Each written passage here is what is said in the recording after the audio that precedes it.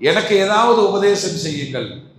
இப்போ சொல்லுவாங்க, 3 விஷயத்தை கற்றுத்தர்றேன், வாழ்க்கையில் கடைபிடித்து வாருங்கள்.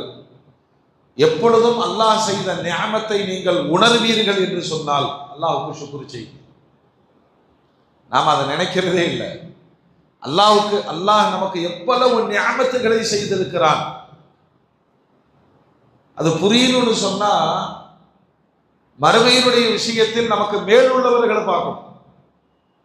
ஒரு பாரு, இந்த வயசுலையும் தஹஜ்ஜத் தொழுகிறாரு, நஃபிலான நோன்பு வைக்கிறாரு, இருக்கிறத சதக்கா பண்றாரு.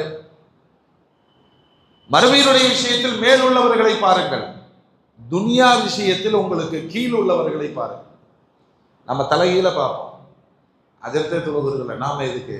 மறுமையினுடைய விஷயத்தில் மேல் உள்ளவர்களை பாருங்கள், துனியாவுடைய விஷயத்தில் கீழ் உள்ளவர்களை பாருங்கள்.